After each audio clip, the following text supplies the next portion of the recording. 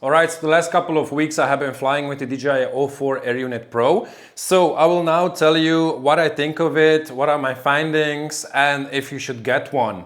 So DJI released the O4 Air Unit Pro, I think like 3 weeks ago or something. I tried it like in my Beta FPV Pavo 35. I mean, I really liked it, but there are some things that I want to address. So that you can decide if this is something for you or you should still stick to some action camera. So DJI released these air units. Basically you have the O4 Air Unit Pro and the regular O4 Air Unit. Before, people thought it would be called the O4 Air Unit Lite and the O4 Air Unit, but it's not like that. DJI called it the Pro. So just so you understand, I'm talking now about the DJI O4 Air Unit Pro and not about the Lite version. I didn't try that one. I will maybe soon, I will see, but at this point I never tried it, so I'll just tell you what the differences are at least. So basically we had from DJI, we had first the DJI Air Unit, like the regular one, the first one, then we had the DJI O3 and the DJI O4 now. In between that we had also the Vista. Basically the first Air Unit was a recording Air Unit, the Vista didn't, that was like a smaller version. Then we got the O3 and that one could already record in 4K, but you didn't have like D-Log M like you have now. You had the Cine-like. There were some things that you didn't have, like 4K 50 and 4:3 aspect ratio, only 16:9. So basically on the O3 you had to fly in 2.7K if you wanted to have like 50 FPS and 4:3 aspect ratio. Now on the DJI O4 you have 4:3 up to 4K 60. If you want to go 4K 100 or 120, you have to step down to 16:9 aspect ratio and not 4:3. Well, that could be an issue for someone because yeah, you have to crop in a little bit more into the footage, but I don't think that it really matters that much, and I wouldn't even use 4K 100. I think maybe only like if I wanted to do like one shot, and then it wouldn't even matter like to have 16:9 for one shot, you know. It's not that I will record everything in 16:9. What's really cool about the O4 Air Unit is basically I could like compare it. It's something between the DJI Action 4 and the DJI Action 5 Pro. I think it's somewhere there in between, like quality wise of the image, because in low light it's much better than GoPro, it's much better than the DJI O3, but it's not as good as the DJI Action 5 Pro. So maybe, yeah, you can put it there in between. So like I already said, you have 4K 50 D-Log M. And I think the D-Log looks really good. It's really gradable. It looks really nice. Although I have to like be honest, and it's a little hard to grade sometimes. I don't know. I have sometimes some problems to grade it correctly, but maybe that's because I'm used to grade my Sony camera and the GoPro, because yeah, I've been using those for years, and it's a little bit hard to grade the D-Log M. But not only on the Action 5 or here on the O4 Air Unit, but also on the DJI drones. It's sometimes pretty hard like to like match everything with the other cameras, you know. Alright, so what goggles can you use the DJI O4 Air Unit Pro with? Well, you can use it with the Goggles 2, the Goggles Integra, Goggles 3, and the Goggles Entry. So you cannot use the Goggles V2 or V1 or whatever. The older goggles don't work with the DJI O4 Air Unit. The oldest goggles that you can use is the Goggles 2 and the Goggles Integra. There are some things that you don't have on these goggles compared to the Goggles 3 and N3. On the Goggles 2 and the Goggles Integra, you don't have 60 megabits. So basically you cannot have like the extra 10 megabits, you have 50 megabits. And also you don't have the D-Log assist. So basically you see everything in D-Log and you don't have like a lot applied on your image. Even though it's still recording in D-Log, but you just see it in the goggles more colorful. Because mostly I think a lot of times that the O4 is really contrasty if you turn on this assist, and it's really hard to see into the trees under you, you know? And that was the same issue with the DJI O3. It was really hard sometimes to see something in the shadows, like a lot of detail from the shadows was lost. But yeah, if someone wants to use it, he can, but I don't really care that much about it. And for sure, that's not something I would like want new goggles for. I would love to have the Goggles Entry, But what I hate is what DJI did. They don't work with the DJI O3. And that's actually a little stupid, because I would have bought them like directly, you know, because I would love to have like a second pair of goggles with me, and they would work with the O3 and the O4. Okay, I don't care about Vista. I still have 4 Vista drones, but yeah, I would have my goggles too for that. But also, that's the second thing why I don't want Goggles 3, is because I have still like 4 Vista drones and I don't want to sell them, and I don't want to like put the O3 in it. Yeah, just because DJI said like, okay, we are not going to give you the compatibility between Vista and the Goggles 3. Okay, but I'm not going to sell my drones for that, so that's that. Although, yeah, I mean, it's a little stupid for the N3, because, you know, the Goggles 3 work with O3 and O4, and the Goggles N3 work only with O4. And that's a pity, you know, because like I said, I like them, and I think like for the price, those are amazing goggles, but not worth it. Maybe if I would have like maybe 3 or 4 O4 air units, then I could buy the N3, because I would say, okay, yeah, okay, I have still a drone with the O4 and the O3, and I have goggles for the O3 and the O4, and that would make sense, but at this point it doesn't. So basically the O4 Air Unit Pro is the same camera as the DJI Avata 2, like completely the same. Only thing that they added now, but I don't actually know how it completely works, and that's a low latency mode. So basically you have, I think it was like 15 milliseconds instead of 30 milliseconds on the Goggles 3, and I think the Goggles N3 too. And I never really cared about that, because yeah, I don't think even racers would use it, and if they would want digital, they would go to HD0 and not DJI. So honestly, yeah, it could be cool for someone who wants to freestyle with it, but then you lose like the whole thing of the recording, because I think that you only can record in 1080 like in that mode. So at that point it basically loses all its purpose, I think. So yeah, so I think the whole thing about the O4 is that you don't need an extra camera. So like, I don't know, let's say you do long range and you don't want to lose an action camera together with your drone. Let's say that you crash somewhere in the mountains, then this could be really cool, because yeah, you don't need an action camera and you can record with it. But the latency is much bigger, so if you're like doing some, you know, like near misses or whatever, then it could be a little bit tricky to have so much latency. Well, the next thing is that if you're a beginner and you're just starting out with FPV, then it's really cool like that you can like buy a BNF and you don't need the action camera anymore.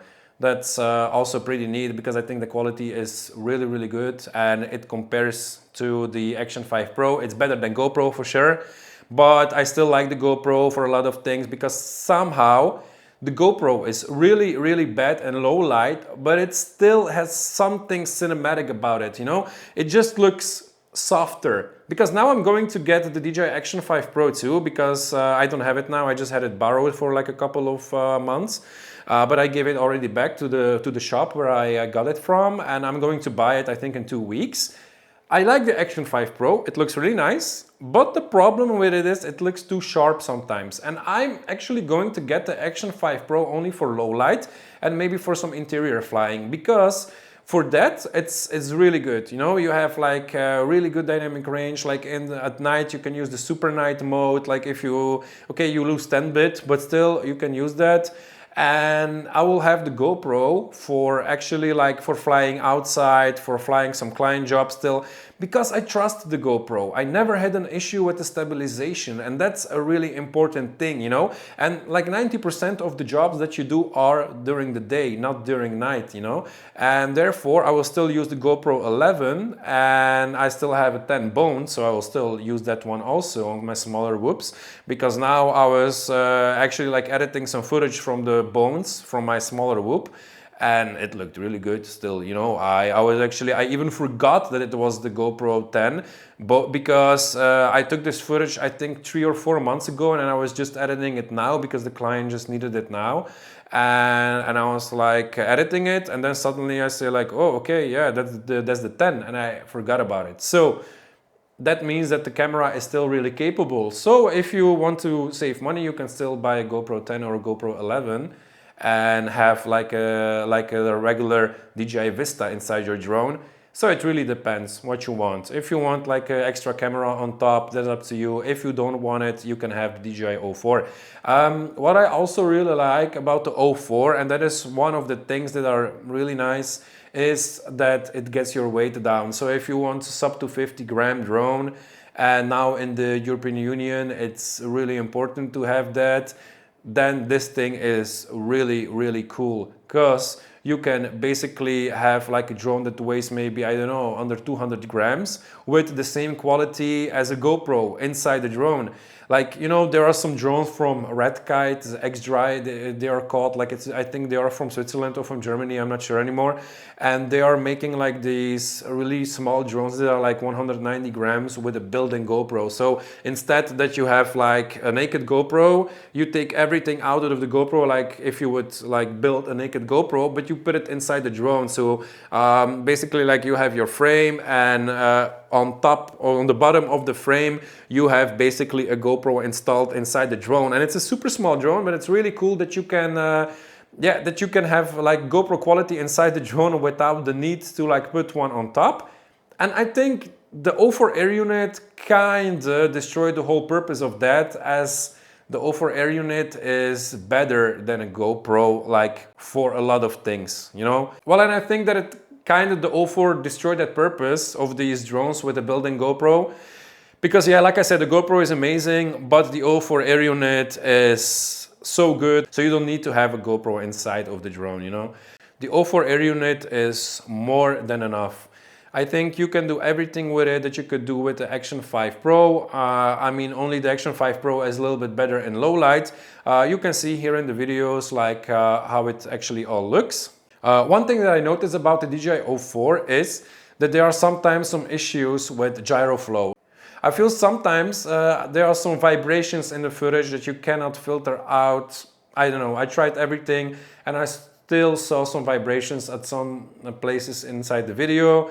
And yeah, I think for like, if you want to work for a client and you have to worry that 1 in the 10 videos that you have shot will have some vibrations, I don't know, I don't want to take that risk. So for me, it kind of like destroys the whole purpose of having like a camera inside the drone, another action camera on top.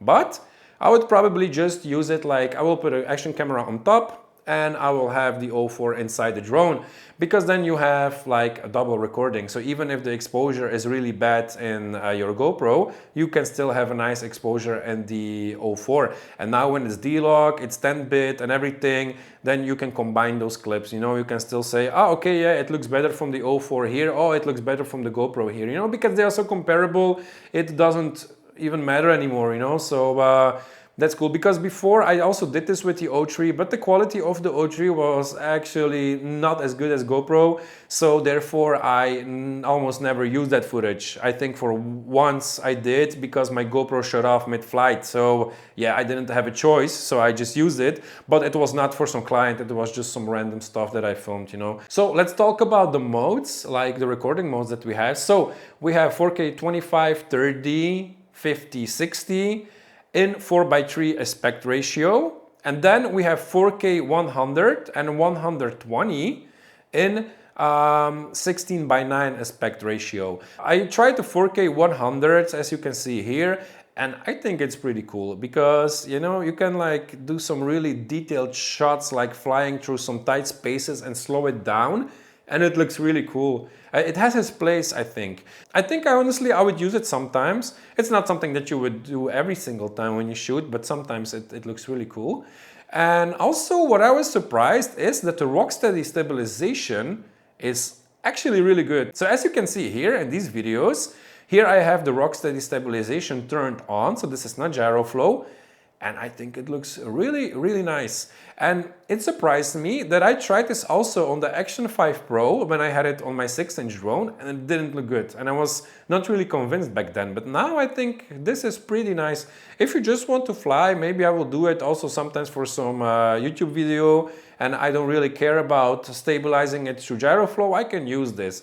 But I still would rather, I think, just use gyroflow. I don't know, it just feels familiar, you know, after all these years. So like I said, I have it installed in this Beta FPV Pavo, and The cool thing is that the ND filters can be used from the DJI Avata. As it is the same camera, like completely the same form factor, you can use the ND filters from the DJI Avata. One thing that I have to mention is that as you can see on this photo also here, is that the O4 air unit now has two antennas in the box. And basically on the O3 you had only one antenna. So what I did, I used my antenna from the DJI O3 and used it on this drone. And I think that the signal is decent. I don't think that I had some less signal because of the antenna, because yeah, it's still a short antenna, you know. And if you want, yeah, you can like make a new 3D print and have two antennas. But basically the antenna of the DJI O3 is the same as the antenna on the O4. So those are the same. So basically here you have it both in one antenna because there are two cables going inside of it. And on the O4 you have just two antennas instead of two in one. So it doesn't matter that much, and for smaller whoops I still think that the antenna from the DJI O3 is better because you don't have to like look for some other mount options, you know. Alright, so let's now talk about the DJI O4, the regular one. Not the Pro. So the DJI O4 is basically like for smaller whoops, you know. It weighs I think 9 grams or something like that. That's pretty cool because you can put it like in a really small drone, and basically if you know the DJI Neo, it's the same camera. So completely the same specs, so you will basically have a custom DJI Neo. At the DJI O4 Pro you have a 1/1.3 inch sensor, so it's 1 inch should be just one, and this is a little bit smaller than a 1 inch sensor. And the DJI O4, the regular one, not the Pro, that one has a 1/2 inch sensor. So that is much smaller. I'm actually not sure what recording capabilities it has, but I think it has 4K, probably 50 or 60, but not in such a good quality as the O4, and you don't have like a D-Log, and you just have like a regular like color profile, like the normal one. Maybe they will add something later, but I don't think so, because it's not really made for recording. It's you can record some stuff with it just for fun, but not really like some serious stuff that you want to grade or whatever. It's just to have fun with, you know. Also, as it is really small, you can put it in all kinds of drones. And I saw that Flywoo made like some like case for it, so basically that you can use it like and put it inside the case, and it kind of looked like Vista or something, and even the camera, and you could mount it like in bigger frames then. That's pretty cool, as you can basically have it protected, and it costs much less than if you would buy like even an O3 or O4, and the weight will still be pretty low. I think it was Flywoo. I will check it and maybe put it then in the comments if anyone wants to know. But I mean, that's something totally different. I will get probably one and put it in a smaller drone, and because it's super cheap, it's 120 euros or something like that, and that's crazy cheap. And also the O4 is 250 euros, so it's double the price. And I still think that it's decent. I was actually scared that I would probably ask 280 or 90 or something like that, but I think that the price is really fair. Alright guys, so I didn't want to go like over all this technical, like how big is it. I think there are so many videos about it. I just want to like share my like my experience in the last couple of weeks with this air unit.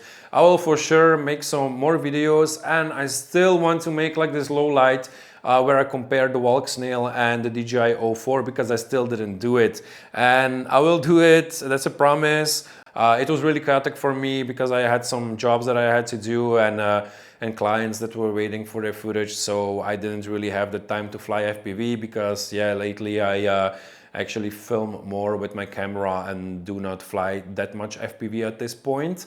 But I mean, I will use it for sure, like for the next couple of months, and I will keep you updated, and I will also wait until they fix the issue with the gyro data. So once that's fixed, then this unit will be actually really perfect. Also, one thing that I don't know is what kind of remotes that you can use. So maybe someone, if he wants to put it in the comments, just put in a comment like what remote you can use with the O4, because I have no clue. I never used the DJI remote. once when I was setting up someone's drone with the O3, so I'm not planning to use the DJI remote because I fly Express LRS with a big radio, so for me it's not really that important.